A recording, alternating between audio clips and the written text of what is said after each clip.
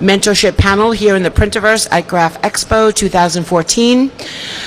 No offense to anyone else, but this is quite frank, speaking in my booth, but this is pretty much the highlight of my time here. This is when you really get to learn from people in a way, of course, that personally affects me because I am a woman, but this panel is, mentor, good advice, doesn't have a gender. But this is a very significant panel. There's not really anything else like it here. Usually we're broadcasting it out, and there's students and classes and colleges that have written into us and told us that they've made this part of their curriculum. So I really apologize that our broadcast isn't working. It's not us, it's the live stream people, and we do have it recorded. We'll put it on YouTube, and we will distribute it so nobody will miss out on the great advice that's about to be given here. What I would like to do first is introduce our panel. Our first mentor is Pat McGrew, and my mom suggested, ladies scan a lot, my mom's in the booth. And she suggested that it would be a great way to start off by saying how these women have all affected me in some way as a mentor, and I'd like to do that. So without Pat, I pretty much wouldn't be standing here. I don't really know what else to say. She's pretty much introduced me to everybody in the industry. She has, I'm sorry. Yeah. Without my mother first, I wouldn't be standing here because she's in the back going, what about me? And then secondly, without Pat, I wouldn't be standing here. She's my voice of reason. I call it the Pat signal. Whenever I'm freaking out, I put up the Pat signal and I dial 1-800-PAT. And that's wherever she is in the world. Literally, I'll just email her 1-800-PAT or tweet 1-800-PAT, and I just wait for her to get back to me. And just like Batman, she's right there, Johnny on the spot, or Joanne on the spot, so to speak. And she always has something brilliant to say. Even if it's Deb, just let it go, which is sometimes the best advice. Cary Sherburne, are you the editor? The senior editor at What They Think? Senior, not senior citizen editor, just the senior editor at What They Think. As somebody who blogs and somebody who is considered part of the media, to aspire to one day have the credibility of Cary, the knowledge of Cary, the respect of Cary is perhaps unattainable, but it is a goal. Also the home of Cary. And the home, yes, not too many people have the luxury of living in the Dominican Republic, and a beautiful thing, every once in a while you see some crazy news like, oh, here I am, riding the horses, or, tough life. Sometimes I don't feel so bad for your travel schedule. Chris Echevarria. See, I did that on purpose. Echevarria. I was just a joke the first time. She inspires me to persevere. She inspires me to find ways of getting what you need to get done despite any obstacles that might be put in your place, for whatever reason that they're put in your place. She always has a funny outlook on everything. Not funny, haha, like Joe Pesci, but I mean a good outlook on anything. It's always like, you know what, there's always tomorrow and we can get through this. And I think your dedication is amazing to what you do and everything. So thank you for joining us on the panel. Mary Beth Smith. One day I want Mary Beth Smith's accent. I aspire to have a Texas accent instead of a New York accent. I can't manage Texas or Echevarria. Mary Beth Smith is a powerhouse. She also is someone else who commands respect wherever she is. She is one of the kindest people in the industry to me. I don't always a lot of times people don't exactly know what to do with me. Are you a media person? Are you a website person? Are you just a crazy person who does this Printerverse thing? Thank you. It's everything. And it never fails that whenever there is an opportunity for Mary Beth Smith to mention me or the Printerverse and all the massive press she gets, she does, and she has helped me immensely through that. So my partnership with Mary Beth Smith here for Girls Who Print is the most important relationship I have. Thank you for everything, Mary Beth Smith. So that's our illustrious panel. That's pretty good. People would actually pay to see this panel. Don't get any ideas for charging me next year, though. No checks. Okay, so the first thing I'm going to do is I'm going to ask a couple of questions, and then I'm going to put it out to everybody to ask some questions as well. First question: was it always your goal to be in the printing industry, and how did you get here? Me first? Yes, please. Okay, so my very first job, I was 15 and a half, and I worked for a company that had been in the printing industry since the 1700s. And my job was to clean up after the hot type was set, and to start to learn how to spot ruby lith. That'll tell you how old I am. Yeah, there are many of us who have done this job. Yes, yeah. If you've ever spotted ruby lith. So it was an interesting introduction, because I think at that time I would have never thought of being in the print industry. My goal was to be a TV news reporter or a journalist in the print media, but not really the person producing it. But my life kept intersecting with the act of doing print and supporting the act of doing print really for the last 35 years. So everything I've done every day of my life has brought me to the next day of my life. Print just was there. That's a great answer. I came at it from a little different perspective. I ran a tech pubs department in the louder. Yeah, I ran a tech pubs department in the aerospace industry, and we were looking for modernizing. Word processing was big at the time. We were looking to modernize our whole establishment there, and I couldn't get my CEO to make the investment for it. So I turned to one of our vendors, which at the time happened to be Xerox, who was selling workstations, and said, "You know what? I need to come to work for you." And it was about the time the PC was launched, so that's how old I am. Right? And they're like, okay. So I got a job at Xerox working with the workstations, and when the Docutech came to market in 1990, we jumped on that opportunity. It was a fabulous opportunity. It was really the beginning of digital print, right? Black and white at the time. And I knew nothing about offset. All I knew was I bought business cards once, and I said, I want that blue. That was it. So we had to learn.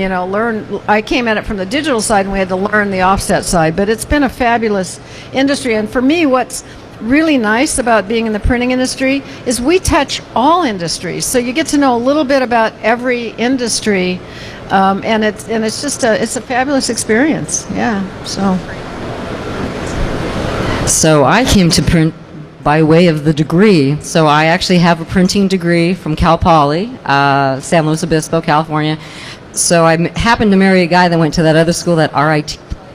So it was pretty interesting. We've had printing in our family, and I felt very fortunate to be the highest paid graduate out of my department. 1980 something, yeah. 89, yeah, always 89. The highest paid graduate that year, and I landed at Kodak, where they put me through another 6 months of training.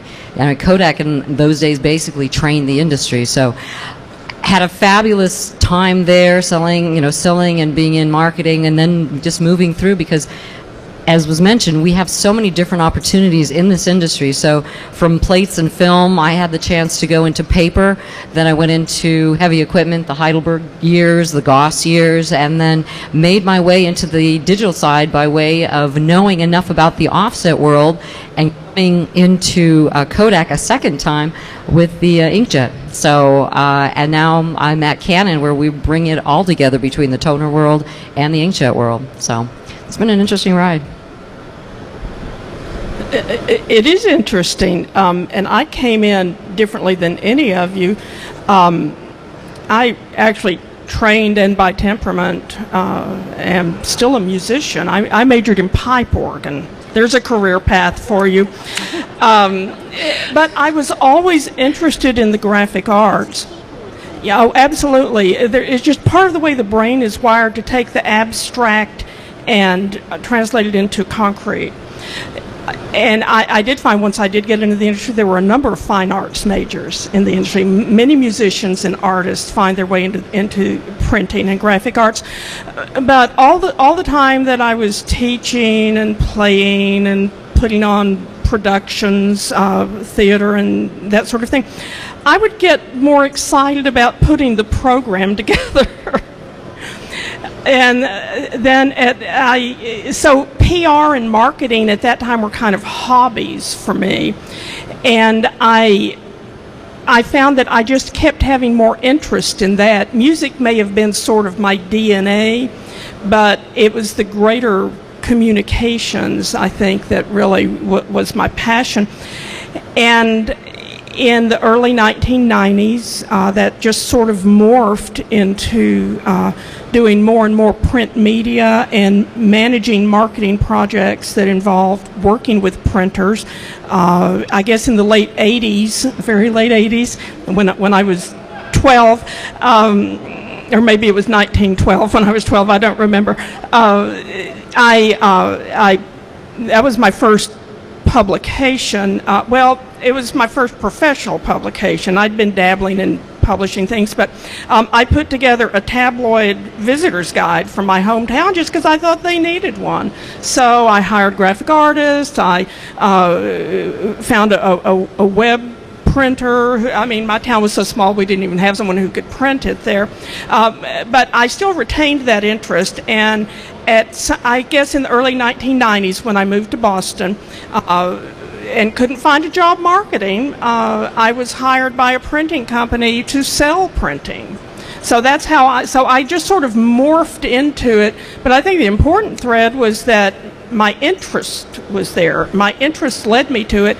And if that's how you're wired, once you get here, you stay here.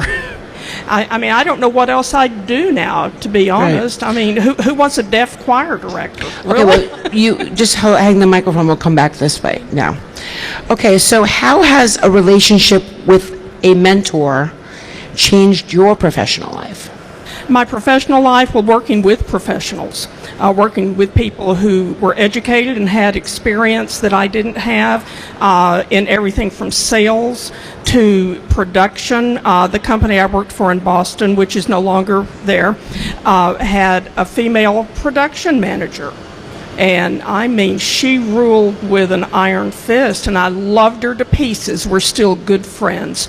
But I learned from watching this. I learned from men and women both. So if I found I was interested in something, I do think being innately curious leads you to mentors. So I was always finding someone who could answer my questions. And even if no one volunteers to mentor you, you go find your own mentor. Be curious. Go ask questions. How's it changed your life? How has it changed my life? So mentors change your life because they open up your eyes to things that you haven't thought of on your own. I mean, two of my mentors are sitting here next to me. So, I mean, this is where the beauty of it is it comes full circle in a lot of ways. And because a lot of times, maybe as women, we're not as secure in what we think that we're looking to do, especially in an industry that's dominated by men. No offense to the men here, but you know, to see what is the possibility, and to be able to go and do that. And so to have people say, "I have that confidence in you. You know how to do that," and so that's helped me tremendously. Like I said, having the support of a strong female relationship within the industry. But I, too, have gone to men who I've gone to and said, you understand the political side of this business much more, or this is what I'm looking to do, what would you recommend? And to have someone take you under their wing is really, helps you make that happen, and then you can take the next step. And I would just echo that. And I think that I've been very lucky also having both male and female mentors, and mostly they've adopted me. And so it's like and a lot of times it's been managers or executives in my reporting chain in companies, whatever. But seeing a potential and trying to help me see that I have the potential. Because I remember when I went to Xerox, I was there as a systems analyst. I was their PC specialist because I didn't know as much about PCs, but I knew more than they did, so it worked out at the time. But having a manager come to me and say, you know what, you need to, actually, this was my sales rep. I was an analyst. I was supporting a sales rep, and she came to me and said, I'm moving on to a different job. You need to go into sales. And I'm like, I can't do sales. I can't do that. But she pushed me to do it. And then another manager pushed me to go into management. And, sometimes that's a little uncomfortable. But, if you have somebody that believes in you and helps push you to the next level, I mean, that's what it's all about. And I try to do that for people that I meet in the industry because, sometimes we can't see our own potential, and outside people see it. And when you're lucky enough to have somebody see that potential and push you to do it, then it does. So I've been in several different industries over the years, and I did really intend to go into TV news. And I was really lucky to have a TV news producer early on who kind of looked at me and gave me lots and lots and lots of career guidance that had nothing to do with the TV news industry, right? A lot of times the best mentors are the people who aren't giving you advice about how to do your job, but how to build your career. And that person gave me a lot of confidence in myself and in my ability to go anywhere I wanted to go. It became absolutely critical to the things that happened for the 10 years after that, because I came into this industry as the digital world was growing. I worked for a company that was building the first variable data products in the insurance industry. It was a wild ride. We spent days with Xerox digital printers trying to crash them to see how they worked. And we spent nights doing the same thing to IBM printing system equipment. And we learned a lot, and you just, by going through the wars, you learn a lot. In the end, the people who changed my world from a mentorship standpoint, there's Stuart Walker, who is still at IBM printing, says he's in IBM services now. He was my vice president when the child was born, and just gave me a lot of good pointers about how to work the system, right? How to figure out, how to ask about budget, how to have the budget conversations, how to have the next career growth conversation, how to ask for the raise, but also how to ask for the title, right? Because asking for your next title is the hardest thing you do, because you're really pretty sure that someone should come to you and tell you what it should be, and the reality is you've got to go grab it. That's actually my next question, so maybe we can go into it right now. You bet. Yesterday we had the privilege of having Dr. Twyla Cummings here from RIT, and she delivered the results of her comparative study of the women in graphics communications. It was a study from 2000 to 2011, and how everyone had changed, what had changed. And there were three things that didn't change. One of them, there was resentment. The women felt resentment from other colleagues about getting promotions and things like that. But the most important thing was the pay inequality. Yeah. And she basically said that every university should have an actual salary negotiation as part of the curriculum. So with that being said, how would you mentor your mentee through a salary negotiation? Gee, Chris, how'd I do that? We've had these conversations. So I would say that there are certain things that you have to know about yourself. I'm sorry, can I add a part B to that? Yeah. And how do you know that your pay is not equal to somebody else? Yeah, well, so in most companies, you're not allowed to know what anyone is making, right? And very often, the most you know is a band, right? And you might you might know if your manager shares the information with you, whether you're at the top of your band or at the bottom of your band. Now, I'm one of the lucky ones. There has never been a time in my professional life where I was not paid more than most of the people I was working with. And I don't know why that's true. I don't know whether it's just I'm a really pushy broad. See the tiara? It might be partly that. It might be just that my personality is such that I've never believed that I wasn't equal to everybody else that I was working with, right? So I just kind of put it on the table. So for me personally, it's not been an issue. But for a lot of the people I work with and for people coming into companies I work with, it is a point. And I've had to go to the wall for people who were coming in a band and fight to get them higher. And sometimes it is gender-based.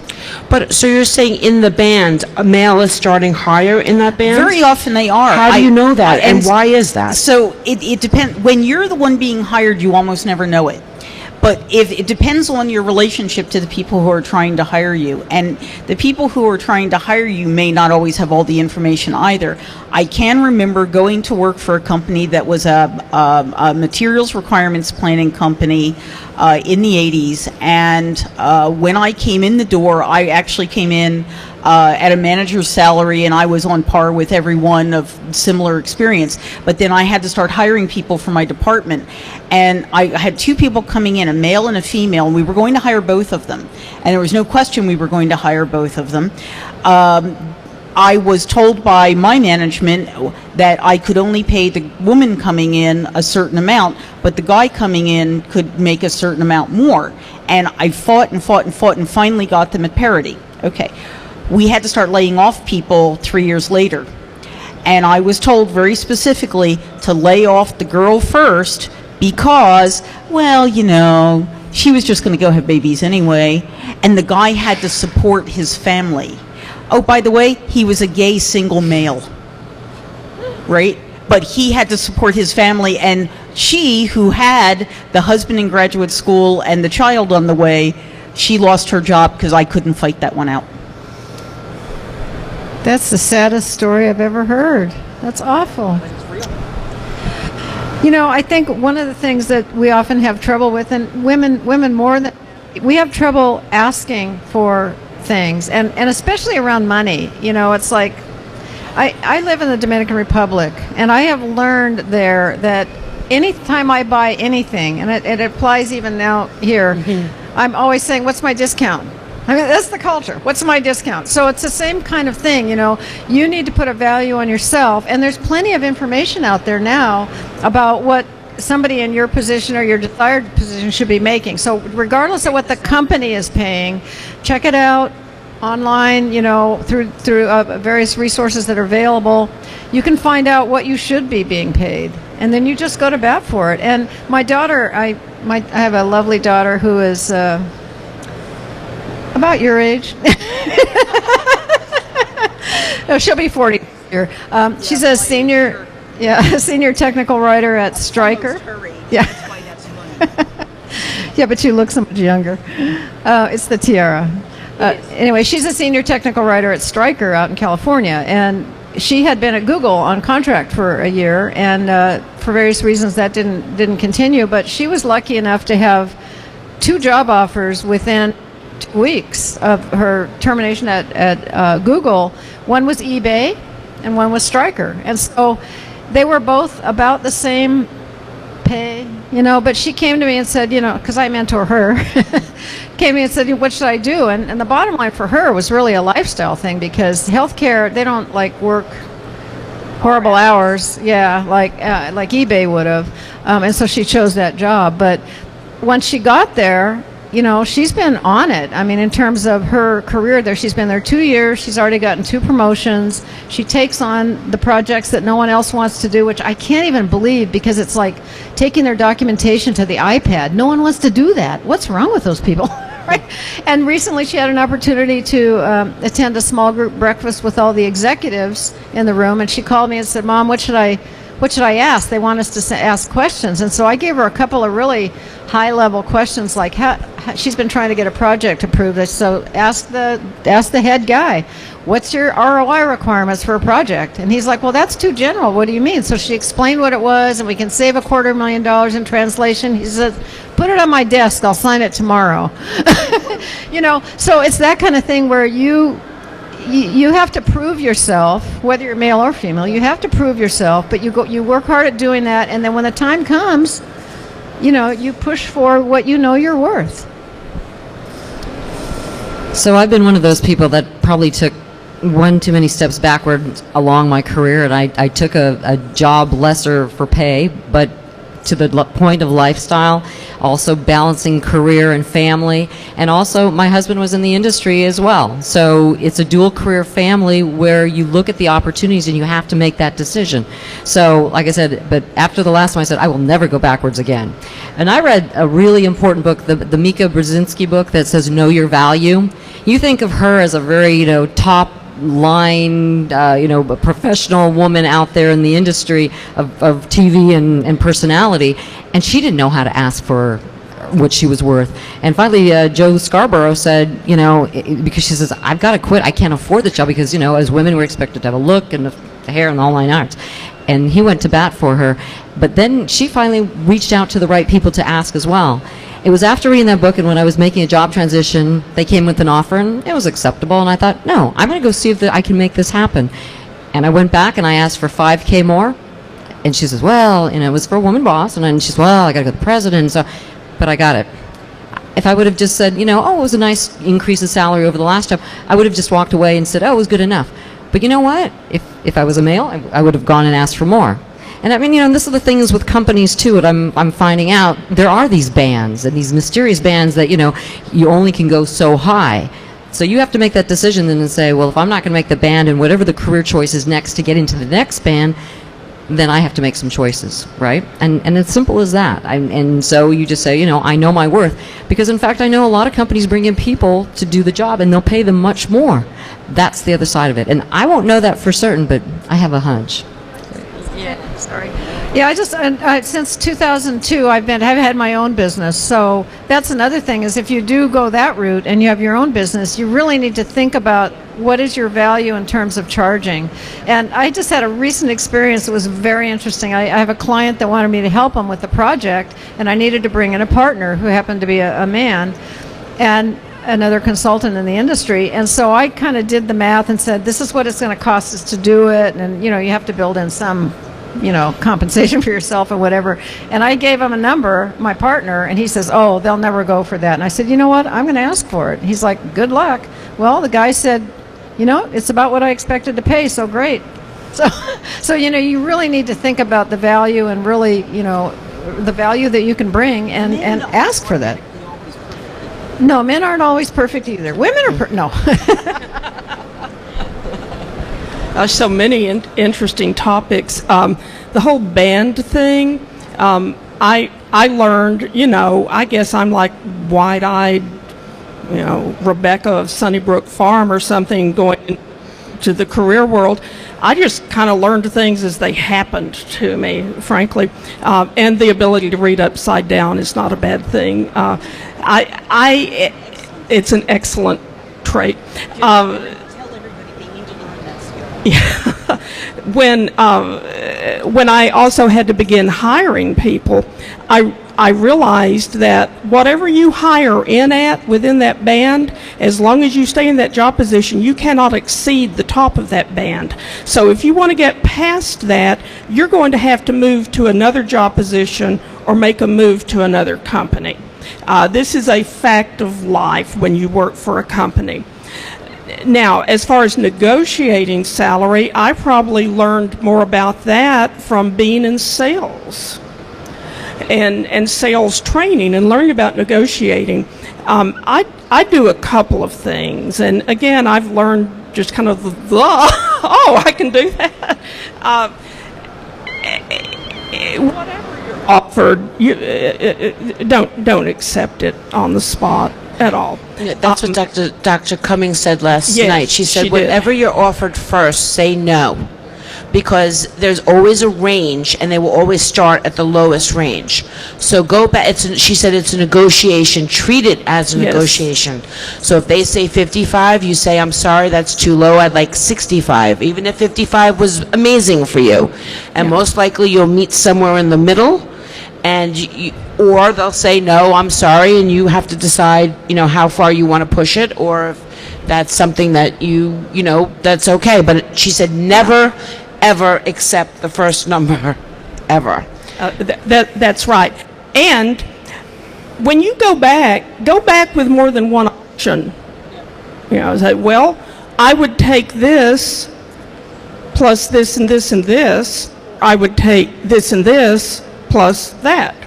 You don't want the person you're negotiating with to lose face or Right. feel like you're smashing them in the ground.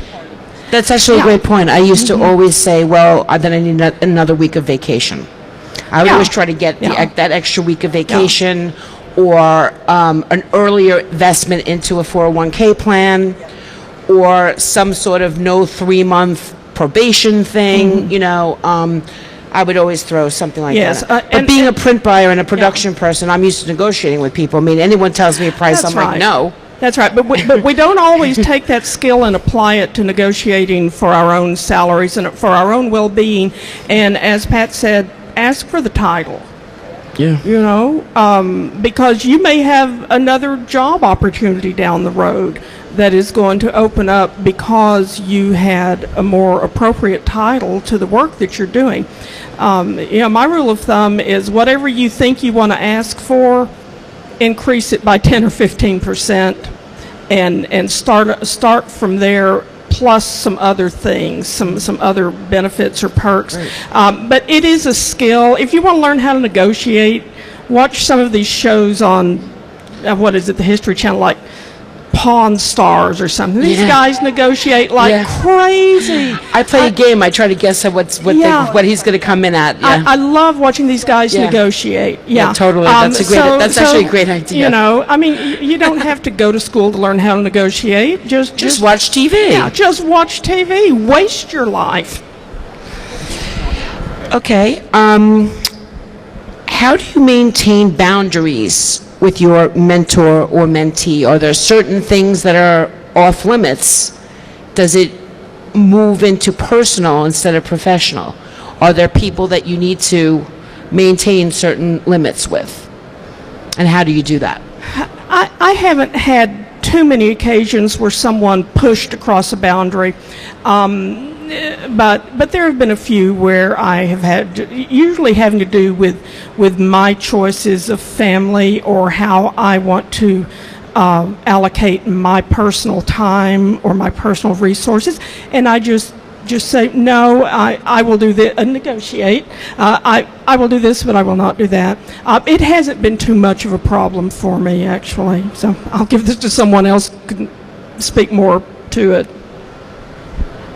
I wouldn't say that there are necessarily boundaries. So the two ladies that are here to my right are friends as well. I mean, they're industry colleagues, they're friends. We know about each other's families. We ask, how was the latest vacation? I mean, we know personal things about each other.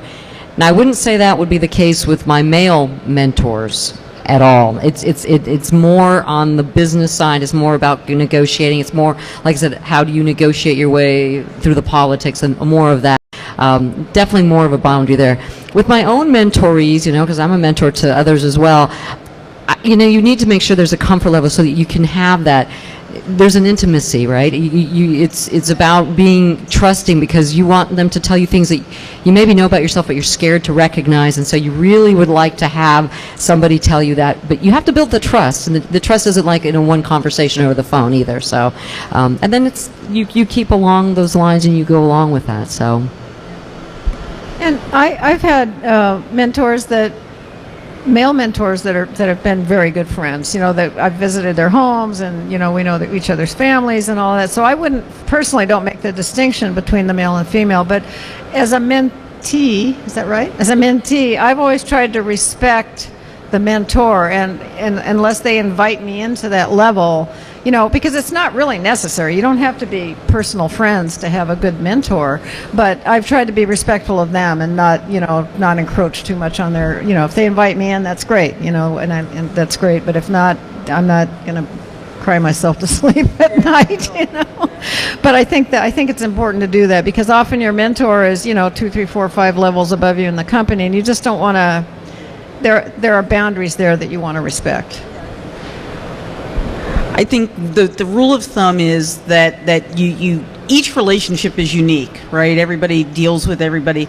You know, like my relationship with Cary is different than my relationship with Chris, than with Deborah, than with Mary. I mean, we all have unique relationships. So you walk down the line very carefully.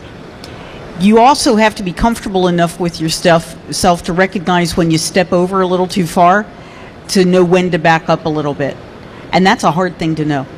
So it's something to watch out for. It doesn't mean that you're constantly on guard with the mentoring relationships in both directions. It just means that if you realize you've made a mistake, you need to own up to it and back off if So I shouldn't have asked you how to fix my toilet that time? No, fixing your toilet was fine. That was okay. She's very handy. I'm like, it won't stop making noise. So I made her take the phone to the toilet so She I did. could hear it. She diagnosed And I it over told the her phone. how to fix it. She did. It was fixed the So we next day. fixed it over Skype. I asked you to fix it at home because you're there. I didn't have to put my hand in Deborah's toilet. I just had to tell Wait, her how to just for put the her record, hand either in. did I. It was in the other part. Yeah.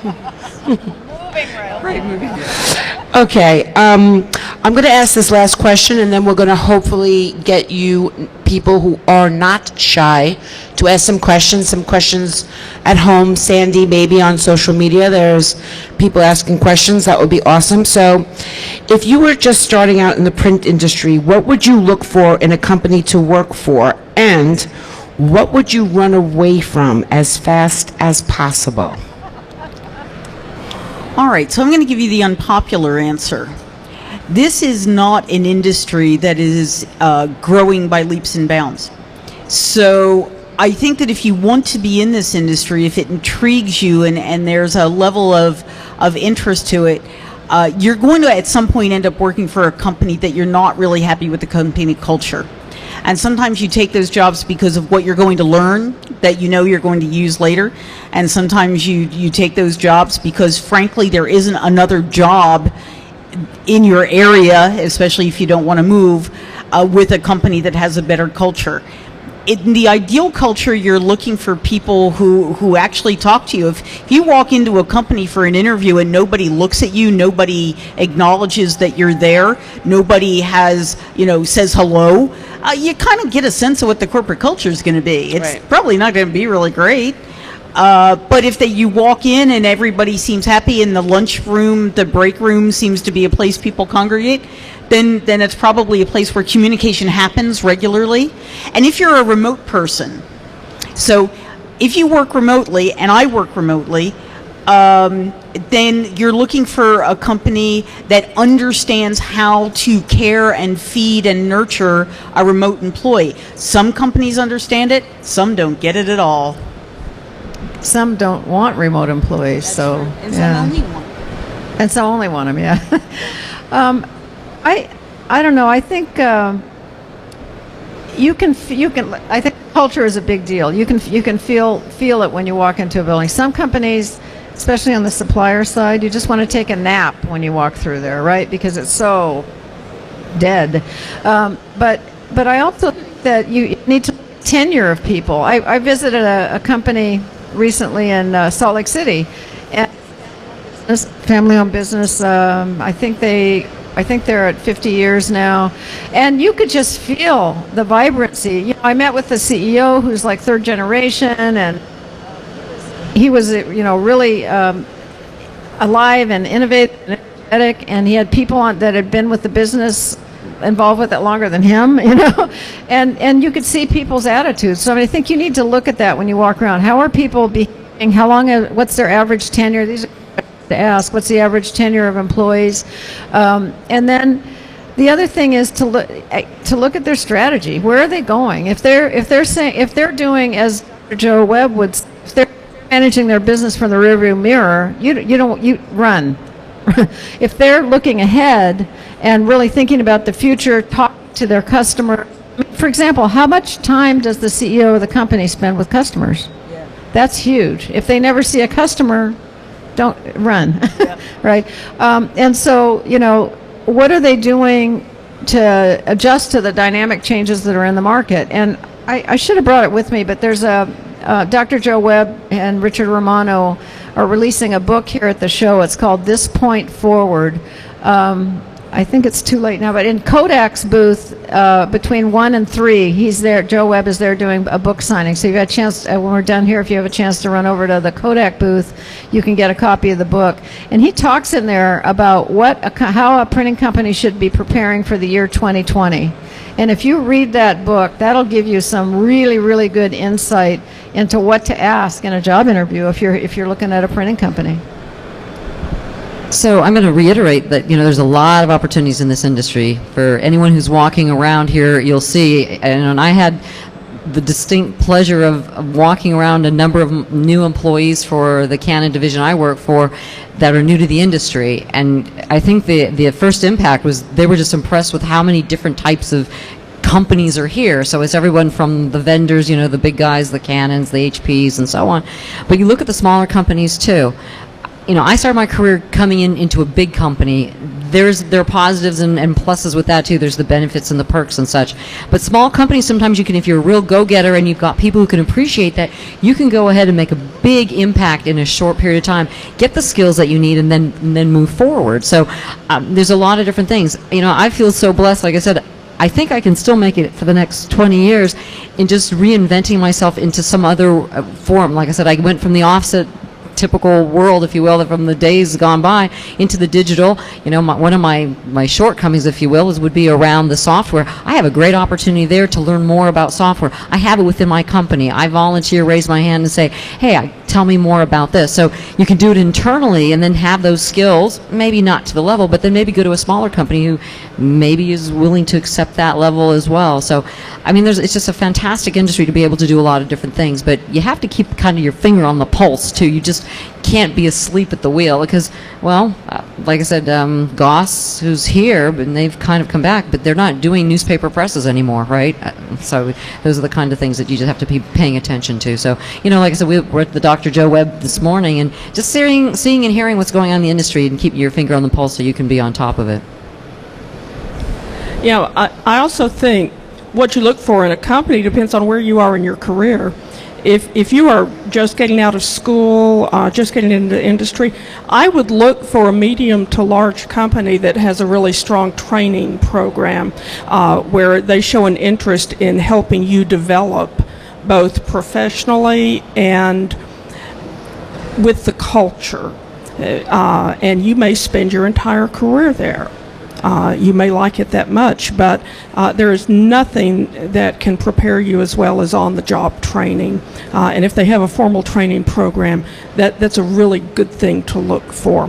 Now, maybe you're at a point in your career where you're wanting to maybe not have as much pressure as a large company can apply.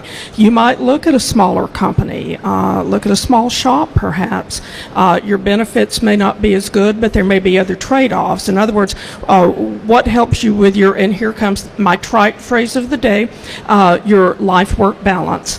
So there are a lot of things to consider. What would I run from? I think everything they have said, someone who's looking in the rearview mirror instead of looking forward. This is an industry that is changing forever. It's not like we're coming up on the curve. We are around the curve. We are going a different direction, and those who look for opportunities on their own and exhibit that curiosity and that willingness to try new things, you can do that in a small company sometimes. Sometimes you can do it better. but look for a place that will allow you to move into the future, not keep you buried in the past. At least if you want to keep working, and I do. Okay, great. I just want to also say that LinkedIn is a fabulous tool as well. Just to see who you're connected to, who might be connected to somebody who works at the company that you might be interested in, and try to get somebody to honestly tell you the truth about what's going on in there. Don't ask an HR person, obviously. Try to find somebody, who really knows somebody. Not just, oh, I see you're connected to X, Y, and Z. Can you give me an introduction request? And then some stranger's like, so tell me about your company. And you're like, who are you? And get away from me, Really find, Pat, I know you've worked here.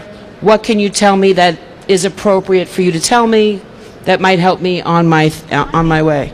Of course. And then we're going to we'll go to questions. Take some questions from home and hopefully from the audience. So whatever you do, if you do reach out to someone and you're asking them for help, it's always a great thing to do. But remember, at some point, someone's going to ask you for help. And if someone asks you for help and your response is to blow them off because you don't think there's anything in it for you, at some point, you're going to need that person's help. I promise you, it's a small industry. We all know each other. Or somebody will find out that you said go away from it. Yeah, and it will hurt you. If you don't have time to help someone, be honest with them and say, you know what, I'm sorry, I just don't really have time, or I don't know the right people to help you. Be honest, be forthright, don't bury it, and don't blow somebody off. Don't not answer, don't not respond. If somebody approaches you for help, be honest enough to offer the help you can, and if you can't, just say, look, I'm not the right person. But don't just let it lie there flat, because that will kill you. And maybe say, I'm not the right person, but I know this person here. I do a lot of networking for people. I get calls from people, that want to change jobs, or they need to, they don't have a job. And I always say, send me your resume, because you just never know. I mean, it's sort of the I keep of everybody's resumes. Yeah, and so it's a great pleasure to me. Sometimes I think, how do I make money off of this? But all this networking and making connections. And it's not just people, it's companies, going to EFI and say, okay, you should acquire them next, Right. But in the end, what goes around comes around. Yeah. And so you get more out of it. The more you give, the more you get back in one way or another. So That's true. Does anyone have any questions? Topics to discuss? Go ahead. Jonathan, don't you have a question? Wait, yes, you have a question. Go ahead.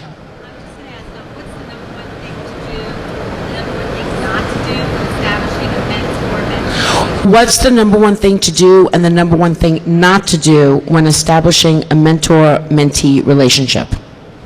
I think I'd go back to that boundaries question. I'd really, want to lay the groundwork up front that says, I really appreciate it if you could help me, but I'm not going to, step over these boundaries unless you invite me in. I think that's really, really important for both, really.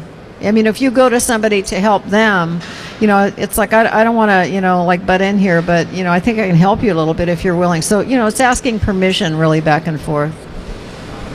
Yeah, I mean, honestly, the worst thing that you can do in a mentor-mentee relationship is try and take over someone's life, and it goes both ways, right? I don't have the right to tell you what decisions to make, right? I might make suggestions about things that might wiggle you one away, but I've got to be listening too. And it's true from both sides. As long as both sides are respecting, I think that everything else is fair game. I really do. So it's very interesting because sometimes people want you to tell them the answer. And that has to be very clear from the onset. When I approach someone that I'm looking to have as a mentor, especially if it's in a more formal setting, right? It's in a business setting, if you will. I'll say, I'm looking to do this. Would you be able to help me? So I ask permission. So that's probably the first thing, because maybe they say, like the one person that I asked, he knew he was on his way out of the company, so really wasn't a good mentor, wasn't a good choice. And instead of being fair to me and saying, I'm really not the right person and maybe you should approach somebody else, because they know at that level, also who are good mentors, right? I mean, obviously, even in this industry, as big or as small as we are, we know who the people are that want to help others, right? You know that. So, like I said, just ask the permission, make sure they're willing, and like I said, that's how I've found out. Like I said, you learn by trial and error. I mean, luckily, there are a lot of people out there who are willing to help, for the most part. I also think it's a matter of whether or not it's a formal mentoring program, say through a company or an organization, which probably has guidelines established, or whether it's an informal mentoring situation where you've reached out to someone and say, hey, would you be willing to kind of guide me through this process? Or a mentor has seen someone with promise and has reached out and become friends. I've been more involved probably in informal mentoring, but I do think it's important to establish a target. You know, what is it you're wanting to achieve as a mentee? Where is it you feel you need some extra help? And so set some goals. I'm more inclined, if it's a situation, even in an informal mentoring program, if there's been an agreement that we're going to work together toward this, I think there need to be some touch points, and there needs to be some accountability. Now, the mentor doesn't need to come in and do it for you, as you're right. You know, the mentor would say, well, I don't know, how would you go about that? What are some things you could do? You know, I look at it as the mentor's responsibility to help you stretch to what you're already capable of, but may not know you're capable of, or may not quite know the path. Their job is not to just put you on a bus and drive you there. They're going to help you stretch so that you grow to it. Okay, we have some questions from home, and then we're going to need to wrap it up. Yep. Okay. What do we got? Sandy Hubbard, everybody. Okay, we have 3 questions from home, and some of these folks saw little clips that we posted on YouTube, and they didn't see the entire presentation, so it might be a little bit repetitive. The first one is, as a mentee, especially a young mentee, what are ways that you can reward your mentor for giving so much of their time? Chocolate. Diet Coke. Sometimes people feel like they're, taking so much and they want to give back. On being I know you've already done your price. For myself, I think it's just paying it forward. It's just, I've been fortunate enough to have some great people in my life, and how do you do it is you continue the trend and you say it that way. You say, when somebody comes to you, don't drop them, don't disregard them, also offer that. So, and you can do it also through volunteerism as well. Go into your community and offer that as well. Even as a young person, right? There's always the lower level down that you can always bring up. So that's one way. And I agree with that 100%. And I also, just simply saying thank you. Thank you, and not only just privately one-on-one, but publicly, thanking the person. There are opportunities and venues where you can do that, and I think just even doing that is important. When most people, when they're trying to help you, they're really they're not looking to get something back. I think the pay it forward thing is, we're all sort of like, what, if I help this person, they're going to develop more, it's going to be good for my organization or my company or my community. They're going to help somebody else in the future. It's good for all of us. Yeah, I think you're going to hear us all say pay it forward, because I think we've all been experienced on both sides of that. And if I can get one other person in the industry to help one other person in the industry, that's amazing, because then that helps the knowledge go forward. It helps keep the culture of education in our industry, and that's really worth its weight in gold. But chocolate's good. Okay, noted.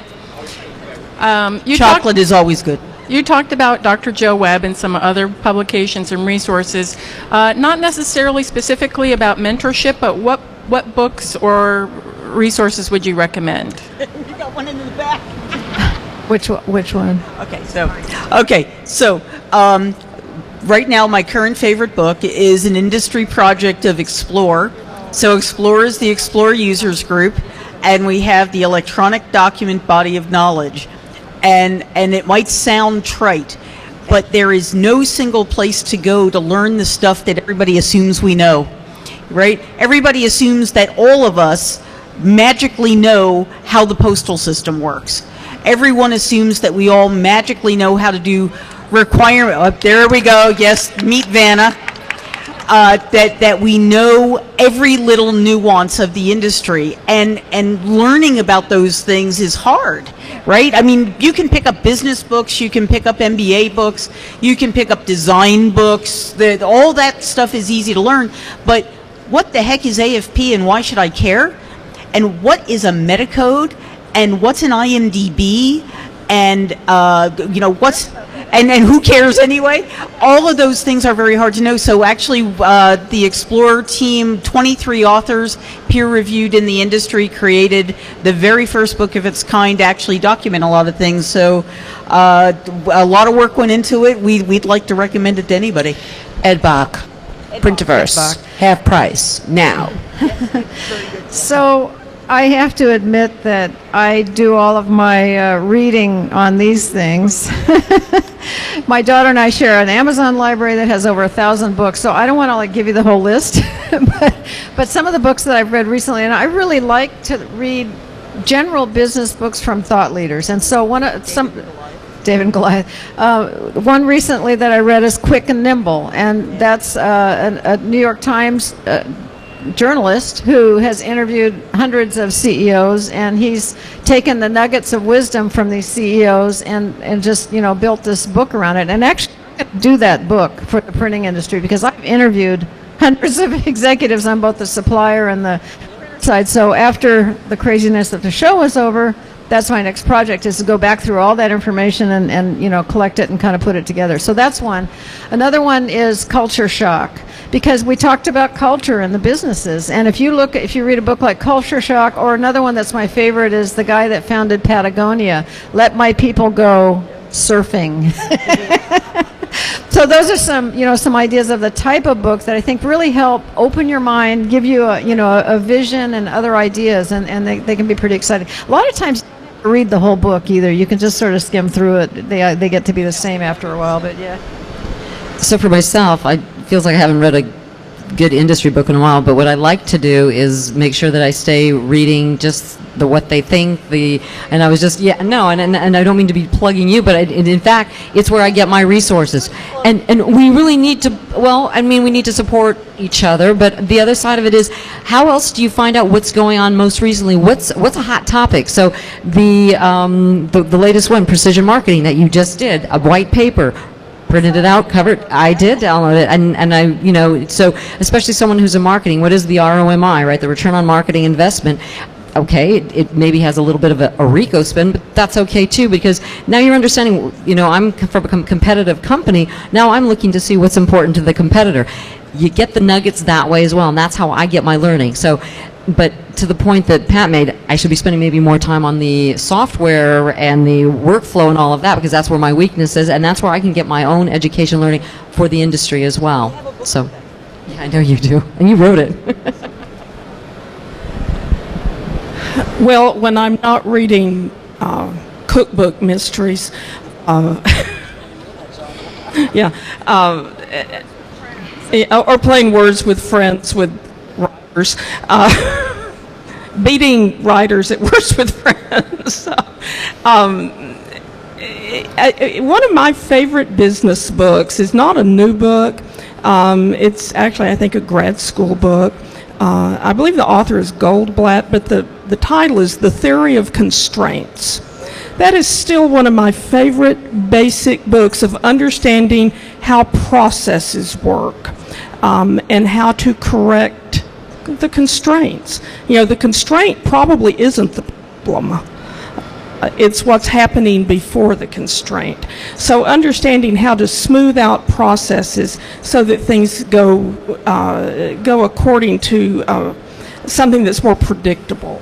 Although constraints can be pretty predictable, but I just think that's a good book to have in your repertoire, frankly. I want to thank everybody so much for joining us, the mentors, the audience, people at home who'll be watching this on YouTube later. I also would like Eddie to wave your hand, Eddie. Everybody look at Eddie. Eddie runs our photo booth. I hope every single person before you leave here, please take a picture in our photo booth and hang it on our graffiti wall. You can also make a postcard, mail it home. Thanks to Pitney Bowes, they provided the postage. We will send it to you in the mailbox. You can take more, take them home with you, but please take the photo. We would really appreciate that. Make sure Lady Scan-A-Lot has scanned you. And we hope to see you next year here at Graph Expo. Thank you, everybody, very much.